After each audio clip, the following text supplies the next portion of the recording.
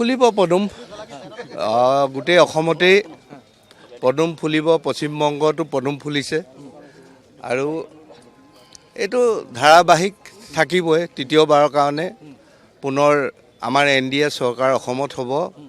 মুখ্যমন্ত্ৰী আমাৰ মৰমৰ হিমন্ত বিশ্ব শৰ্মা ডাঙৰীয়াই হ'ব।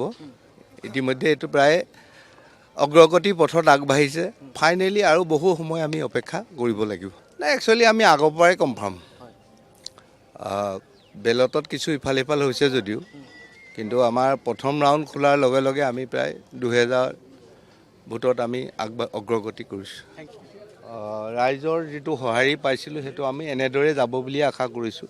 তথাপিতো আমি আৰু 5-6টা ৰাউণ্ডলৈকে চালে আমি গোটেই ট্ৰেণ্ডটোৱে আমি গম পাম যে আমাৰ নিশ্চিতভাৱে ৰিজাল্টটো ভাল হ'বগৈ, কিন্তু আমি কিমান ভোটত আমি অগ্ৰগতি কৰিব পাৰিম সেইটো কেইটামান ৰাউণ্ডৰ পাছতে গম পাম। তো এইটো ধাৰাত আমি আনুমানিক যিটো ধাৰা আছিলে প্ৰথম ৰাউণ্ডটো ঠিক এনেকৈয়ে গৈছে। তেনেকুৱা ধৰণেই যদি হয় তেতিয়াহ'লে নিশ্চয় আমি 10-15 ভিতৰত ফুলিব পদুম গোটেই অসমতেই পদুম ফুলিব। পশ্চিমবংগতো পদুম ফুলিছে আৰু এইটো ধাৰাবাহিক থাকিবই। তৃতীয়বাৰৰ কাৰণে পুনৰ আমাৰ NDA চৰকাৰ অসমত হ'ব। মুখ্যমন্ত্ৰী আমাৰ মৰমৰ হিমন্ত বিশ্ব শৰ্মা ডাঙৰীয়াই হ'ব। ইতিমধ্যে এইটো প্ৰায় অগ্ৰগতি পথত আগবাঢ়িছে। ফাইনেলি আৰু বহু সময় আমি অপেক্ষা কৰিব লাগিব। নাই, একচুৱেলি আমি আগৰ পৰাই কনফাৰ্ম।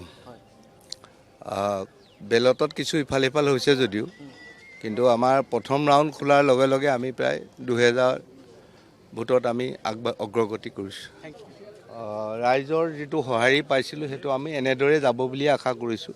তথাপিতো আমি আৰু 5-6টা ৰাউণ্ডলৈকে চালে আমি গোটেই ট্ৰেণ্ডটোৱে আমি গম পাম যে আমাৰ নিশ্চিতভাৱে ৰিজাল্টটো ভাল হ'বগৈ, কিন্তু আমি কিমান ভোটত আমি অগ্ৰগতি কৰিব পাৰিম সেইটো কেইটামান ৰাউণ্ডৰ পাছতে গম পাম।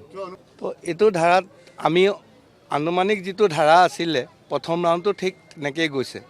তেনেকুৱা ধৰণেই যদি হয় তেতিয়াহ'লে নিশ্চয় আমি 10-15 ভিতৰত